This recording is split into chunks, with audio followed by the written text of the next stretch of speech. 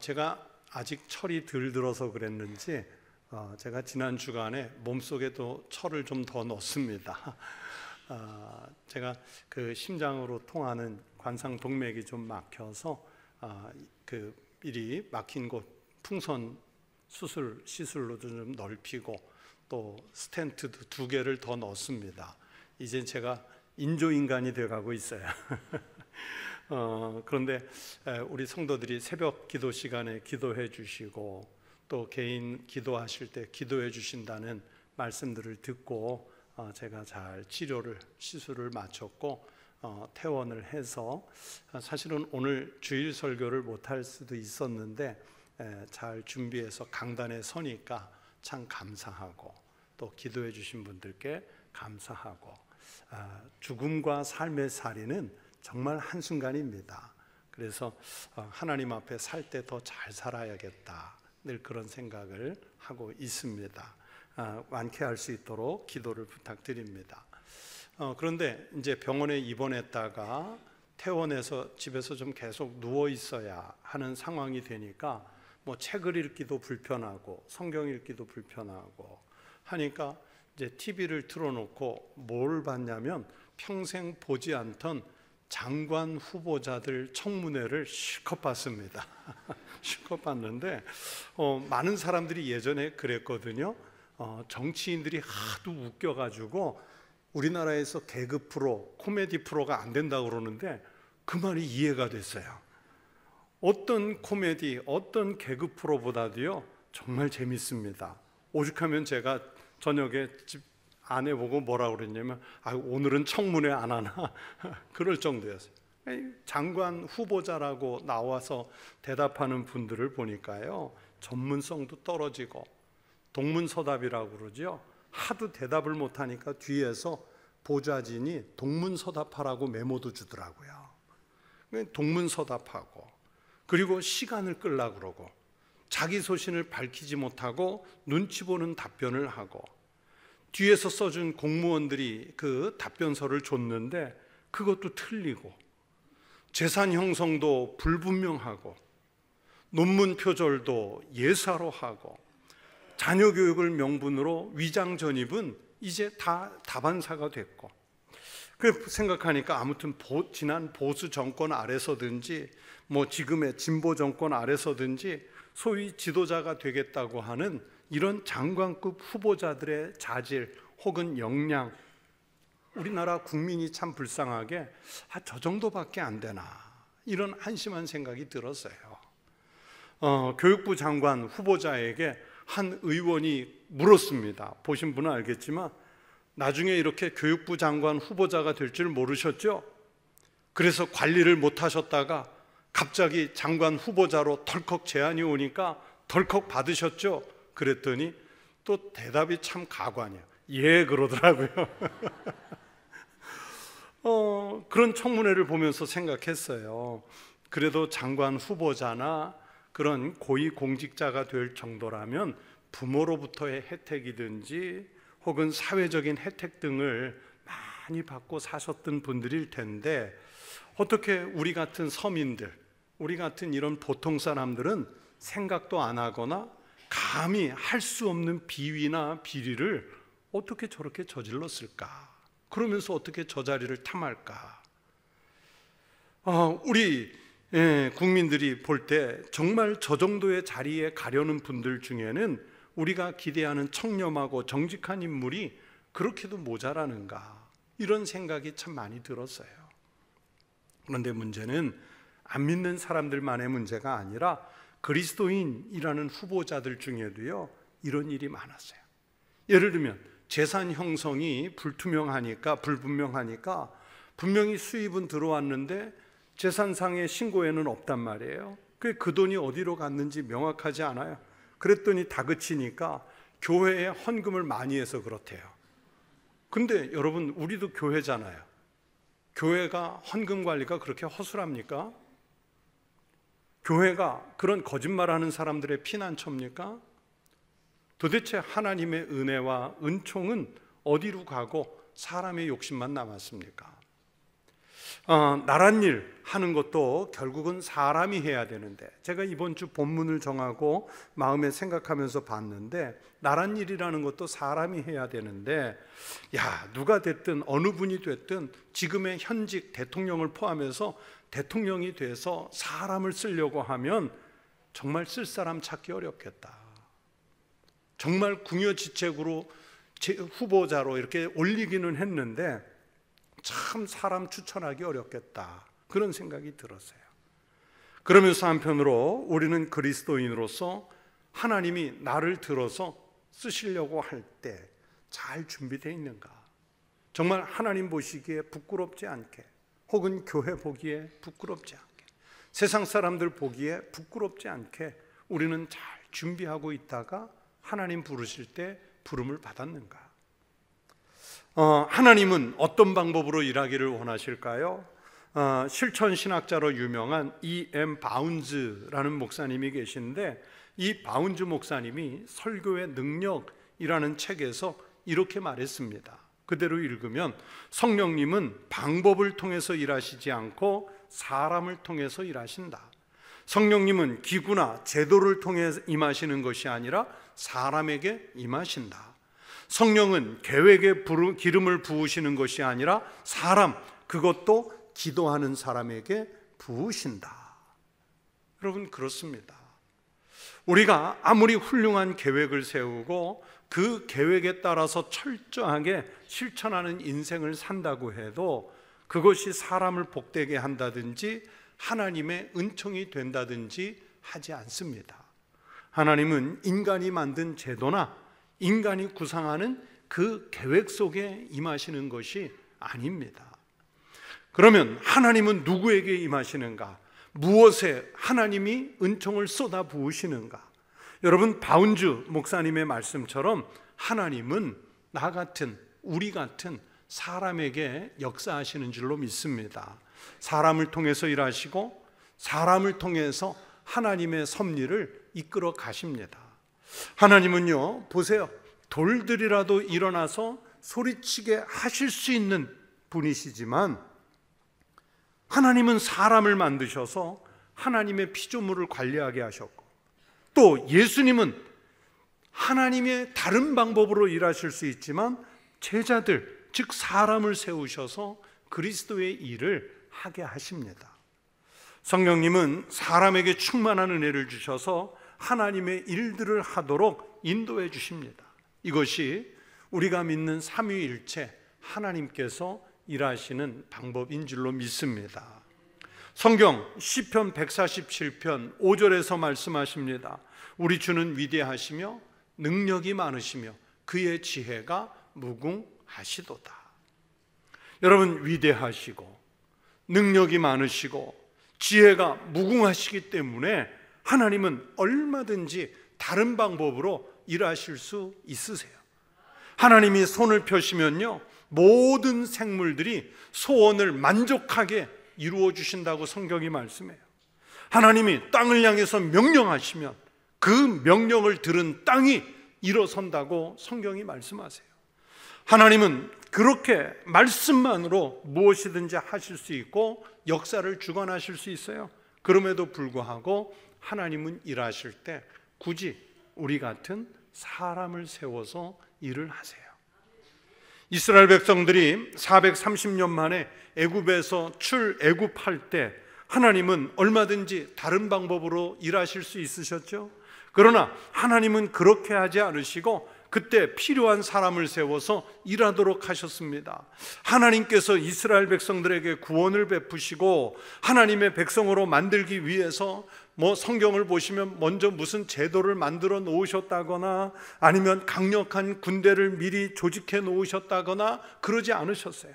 하나님은 하나님의 방식대로 일하시는데 그것은 바로 하나님이 택한 사람을 세우는 것이었습니다. 그래서 하나님은 오늘 본문 속에서 오직 한 사람 모세를 통해서 일하시겠다고 약속해 주시고 있습니다. 여러분, 모세는 하나님의 역사를 위해서 은총을 입은 사람으로 선택되었습니다. 이처럼 하나님의 은총을 입은 사람들이 있습니다. 하나님의 은총을 입은 사람들은요, 하나님의 일을 해냅니다. 하나님의 은총을 입지 않고는요 아무 일도 하지 못합니다. 은총이란 내 자격에 따라서 입는 것이 아닙니다. 고행을 한다고 해서 은총이 주어지지 않습니다. 은총을 받기 위해서 학술적으로 무슨 연구를 했다고 은총이 돌아오는 것이 아닙니다. 그러면 은총이 무엇입니까? 높은 사람에게서 받는 특별한 사랑, 혹은 하나님이 인간에게 일방적으로 내려주시는 은혜, 이것을 성경에서 은총이라고 그래요. 은총이라는 말의 원어는 은혜라는 뜻도 있고요, 좋아하는, 기뻐하는, 또는 소중한, 이런 뜻들을 가지고 있습니다. 그래서 성경적으로 은총은 전적으로 위에 계신 하나님께서 택한 사람에게 일방적으로 내려주시는 은혜를 말합니다. 그런데 오늘 우리가 읽은 이 본문 말씀에 은총이라는 말이 5번이나 등장을 해요.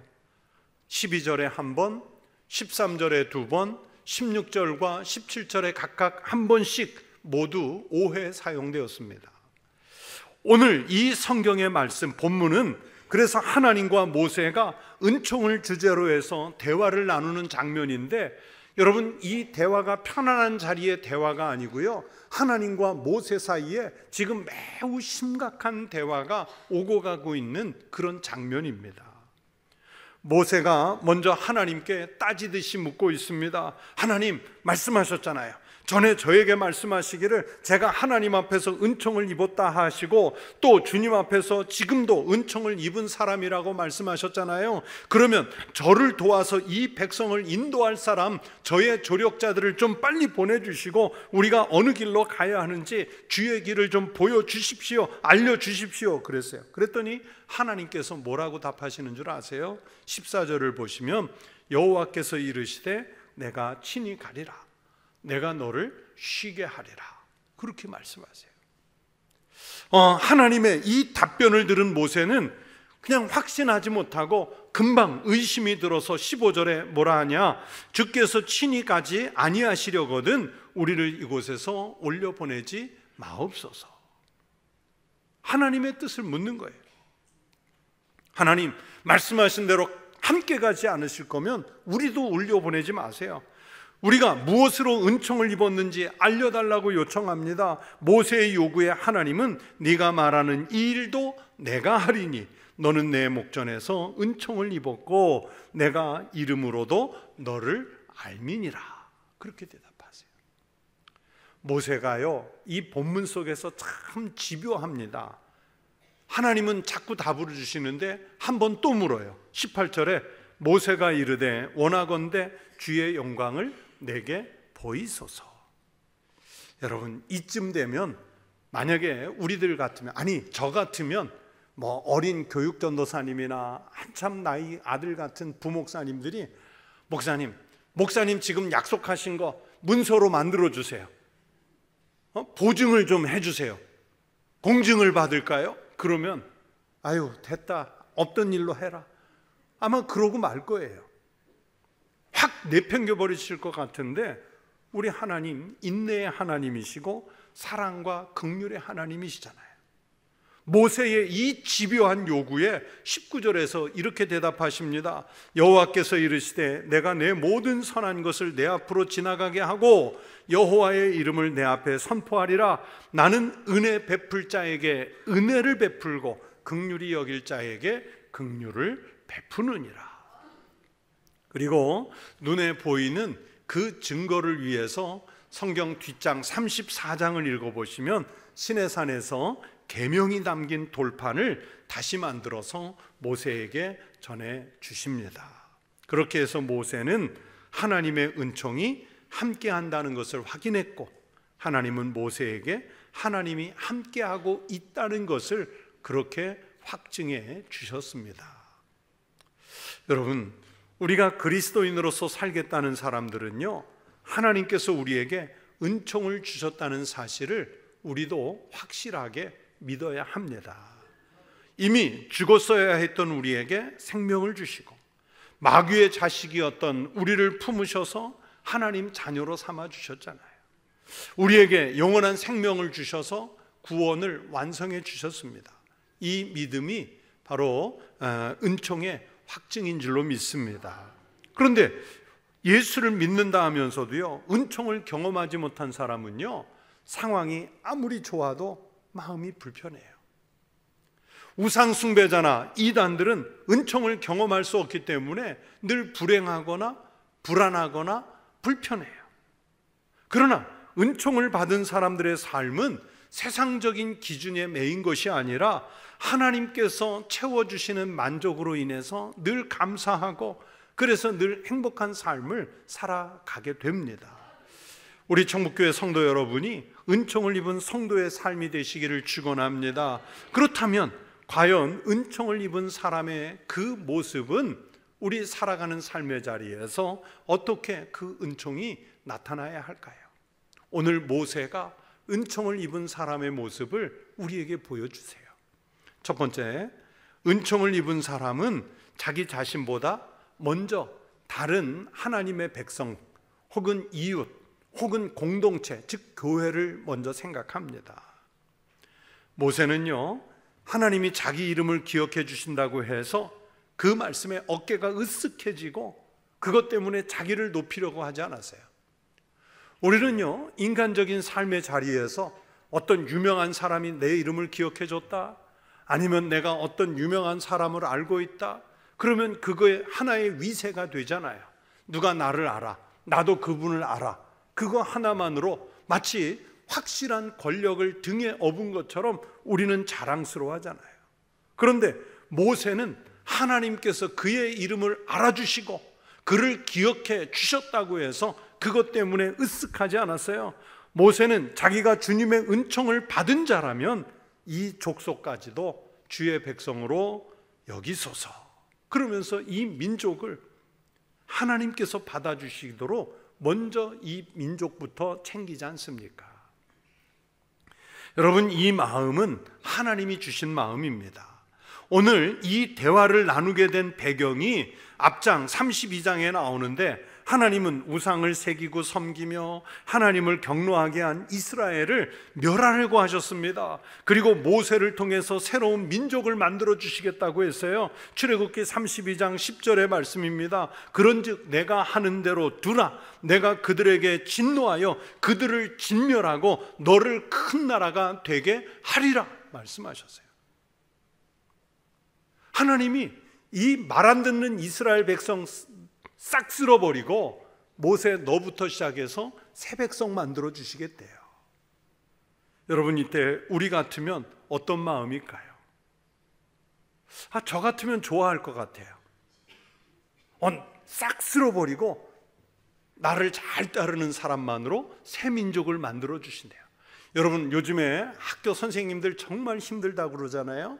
학교 선생님들이 하는 농담에 이런 말이 있어요. 요새 학생만 없으면 교사 할만하대요. 근데 그 말을 듣고 나니까 목사도 똑같아요. 교인만 없으면 목회 할만해요. 여러분, 어떤 사업을 하는 사장님이 정말 말 안 듣는 직원, 눈에 가시 같은 직원 있다고 생각해 보세요. 쳐낼 수도 없고 잘라낼 수도 없고, 눈에 가시 같은 사람, 늘 방해 놓는 사람, 그 몇 사람만 없어졌으면 하는 마음이 우리들 마음속에 있잖아요. 그런데 지금 이스라엘의 불평과 원망에 익숙한 이스라엘 백성들, 더구나 갈수록 모세와 민족의 지도자들을 힘겹게 하는 그 백성들의 성품을 본다면 하나님께서 모세 입장에서 10번이라도 좀 싹 쓸어버렸으면 좋겠다, 이런 생각 안 들었을까요? 여러분, 그런데요, 만약에 그런 마음이 들었다면 그것은 은총이 없는 사람의 마음이에요. 여러분, 모세는 은총의 사람이라고 그랬죠. 모세는 자기는 둘째치고 자기 민족이 하나님께 버림받는 것을 두고 볼 수 없었어요.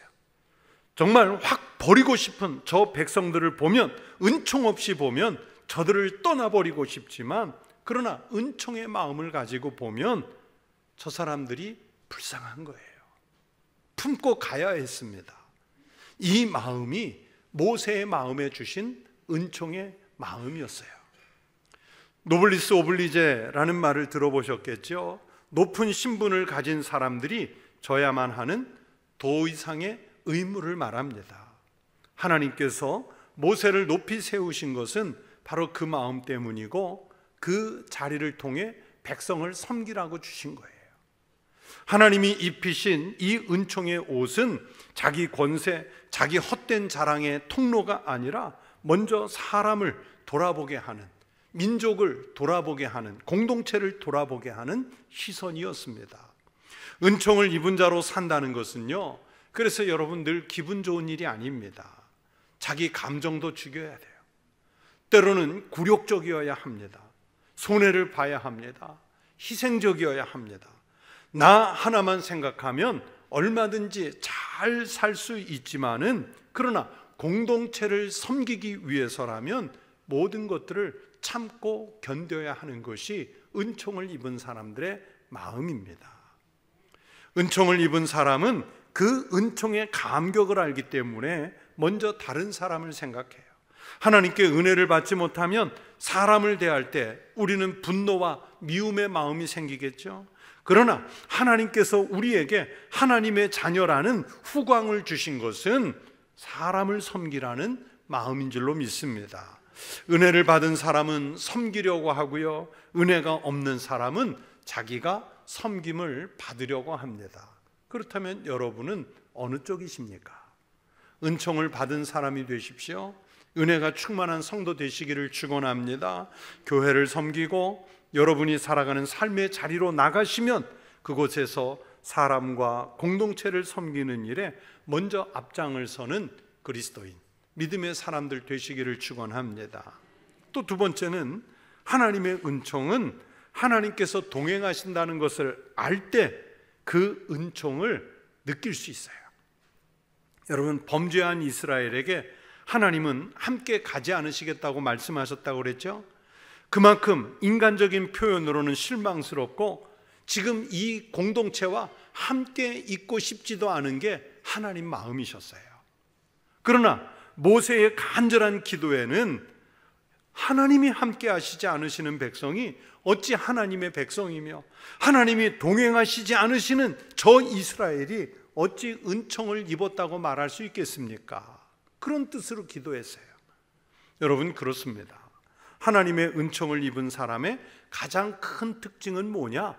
내가 놓인 상황, 형편, 처지 여기에 관계없이 임마누엘, 나와 함께 하시는 하나님, 이걸 느끼는 거예요. 하나님이 함께 동행해 주시는 은혜가 가장 큰 은총인 줄로 믿습니다. 하나님은 이스라엘 백성을 광야처럼 험한 길 가지 않고 편안한 구름 위에다가 실어다가 단박에 가나안에 옮겨 놓으실 수 있는 분이었어요. 아니면 군대를 강하게 조직해서 앞에 있는 원주민들, 적군들 그냥 싹 쓸어버리고 2주 만에 가나안 땅에 들어가시게 하실 수도 있었어요. 아무 대적도 없이, 원수도 없이 형통한 삶을 보장해 주실 수도 있었어요. 그런데 하나님 그렇게 하지 않으셨어요. 오히려 고난 중에라도, 큰 환난과 시험을 만나도, 광야길 40년 걸어가도 하나님은 은총을 입은 자와 함께 하셔서 고난 중에는 승리를, 인생의 험악함에서는 안식을 주시는 분이 동행하시는 하나님, 함께 하시는 하나님, 그 임마누엘 하나님께서 함께 주셨습니다. 그래서 여러분, 아무리 힘든 길도요, 사랑하는 사람과 함께 걸으면 즐거울 수 있어요. 그러나 아무리 평탄한 길이라도요, 사랑이 없이 걸으면 그 길은 힘이 듭니다. 저는 청년 때 제가 제일 좋아한 일 중에 하나가 뭐였냐면 설악산 종주하는 거였어요. 설악산에 가면 1박 2일로 넘을 수 있는 종주도 있고요, 혹은 2박 3일, 3박 4일, 4박 5일 이렇게 걸려야 하는 등산로들이 있거든요. 뭐 요즘처럼 장비가 좋은 것도 아니고요, 그냥 대충 운동화 신고 청바지 입고 티셔츠 하고 양식 배낭에 메고 1박 2일, 2박 3일, 3박 4일, 4박 5일 혹은 일주일 넘게 그 산을 여러 곳을 종주를 했어요. 근데 좋아서 가는지만 내가 이 산을 넘어갔다는 그 성취도, 이런 것 때문에 갔지만 쉽진 않아요. 정말 힘이 들어요. 그런데 지금도 기억에 남는 종주가 한 번 있습니다. 설악산에서 제일 긴 코스를 가는데, 제가 이제 저는 학생이고, 결혼하고 나서 저는 학생이고, 제 아내가 직장을 다니는데 신혼 때 첫 번째 휴가를 맞아가지고 둘이요 설악산 종주를 갔어요. 그런데요, 그렇게 힘들던 이 3박 4일짜리 설악산 코스가요, 융단이 깔려있는 길 같아요. 오르막 내리막길이요 그렇게 평탄해 보여요. 손잡고 끌어올려주고 같이 얘기하며 걷고 이러는데요, 이 길이 정말 행복한 길이에요. 왜 그럴까요? 길이 변했나요? 아니요. 같이 가는 사랑하는 사람이 있기 때문이었던 거예요. 여러분, 인생이 그렇습니다. 사실 인생을 살아가는 것이 늘 힘들고 어렵죠. 그러나 우리와 함께 하시는 주님이라면 아무리 멀고 험한 길도 우리는 즐거움으로 갈 줄로 믿습니다. 이것이 은총을 입은 사람의 모습이에요. 이 믿음이면 이스라엘 백성들이 광야길도 행복합니다.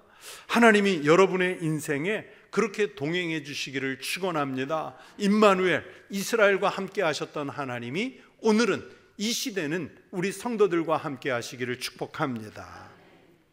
마지막 세 번째, 하나님은 은총을 입은 사람에게는 영광을 체험하게 하셔요. 여러분, 인간은 나약하며 유한한 존재라고 했죠. 그래서 보이지 않는 정의보다는 보이는 불의가 현실적으로 더 확실하고 마음이 끌려요. 여러분, 모세라고 다르겠습니까? 그래서 모세는 하나님의 약속에 더해서 확실한 증표를 얻으려고 하나님 영광 보여달라고 하죠. 그러나 하나님의 영광이 그리 쉽습니까? 죄인인 인간에게 함부로 노출할 수 있는 그런 값싼 것이 하나님 영광 아니에요. 하나님께서 모세에게 말씀하죠. 또 이르시되 네가 내 얼굴을 보지 못하리니 나를 보고 살 자가 없음이라. 하나님의 영광을 함부로 보았다가는 생명을 지탱할 수 없습니다. 그럼에도 불구하고 하나님은 모세에게 그 영광의 일부를 드러내겠다 하셨어요. 얼마나 영광스럽습니까? 어떻게 보이셨는가 하면 하나님을 바로 보면 죽게 되니까 23절에 보시면 네가 내 등을 볼 것이요 얼굴은 보지 못하리라. 하나님은 은총을 입은 사람에게 어떻게 하든 영광을 보여주세요. 그래서 그 은혜로 하나님의 일을 하게 하십니다. 담대한 믿음을 갖게 하십니다. 모세는 분명히 하나님의 은혜를 받기에 충분히 준비된 사람이었습니다. 오늘 우리는 그리스도인으로서 여러분 무슨 영광을 기대합니까? 큰 출세의 영광을 기대하십니까? 남들이 갖지 못한 금은 보화가 영광이 되겠습니까? 그런 껍데기의 영광을 기대하면 진정한 하나님의 영광을 볼 수 없습니다. 하나님의 은총을 받은 사람들이 경험하는 영광과는 다른 은혜입니다. 여러분, 하나님의 영광의 절정은 다른 것이 아니라 십자가입니다. 성경 요한복음 7장 39절에서 말씀합니다. 예수께서 아직 영광을 받지 않으셨으므로, 하나님이신 예수님이 아직 영광을 받지 않으셨다는 것이 무슨 뜻일까요? 여러분, 이것은 성경적으로 또 신학적으로 아직까지 십자가를 지지 않으셨다는 뜻입니다. 그런데 우리는 십자가의 영광을 구하는 것이 아니라 이생의 자랑, 안목의 자랑을 영광으로 가지려고 합니다. 그래서 예수님이 말씀하십니다. 너희가 서로 영광을 취하고 유일하신 하나님께로부터 오는 영광은 구하지 아니하니 어찌 나를 믿을 수 있느냐. 그리스도인에게는 십자가가 없는 영광은 없다는 말씀입니다. 여러분, 신앙은 예수님의 영광을 구하는 것이지요. 예수님의 영광은 십자가뿐입니다. 예수 믿는 것을 통해서 다른 영광을 구한다면 여러분, 그것은 바른 영광이 아닙니다. 세상적인 영광을 취하려는 자세는 예수님 자신을 믿는 것이 아니라고 예수께서 분명히 말씀하시잖아요. 출세의 영광, 물질의 영광, 직분의 영광, 정치적인 영광은 예수님의 십자가가 아닙니다. 은총을 입은 사람들은 십자가의 영광을 구합니다. 그 믿음을 갖는 성도들이 되시기를 축원합니다. 성도 여러분, 이제 예배 후에 삶의 자리에 나가셔야 하잖아요. 그곳에서 은총의 사람으로 사시기를 축복합니다. 하나님의 영광과 하나님의 아량을 가지고 사는 성도가 되십시오. 예수 그리스도의 심장을 품고 살아가십시오. 주님의 동행을 갈급해하며 은혜의 삶을 사십시오. 그러면 모세와 동행하시고 이스라엘과 동행하셨던 그 주님이 은혜와 은총을 여러분에게도 주실 줄로 믿습니다. 기도하겠습니다. 하나님 아버지, 이스라엘 백성들 광야길 갈 때에 그들의 발이 부르치지 않고 그들의 의복이 해지지 않고 그들의 신이 해지지 않도록 늘 하나님께서 동행하며 지키셨던 은총, 오늘 이 시간 우리 청북교회 성도들과 주님의 십자가의 영광을 사모하는 모든 이들에게도 허락하여 주시옵소서. 그래서 우리가 어느 곳에서 어떤 형편 처지로 살든지 하나님 앞에 은총을 입은 자로 살게 하옵소서. 예수님 이름으로 기도하옵나이다. 아멘.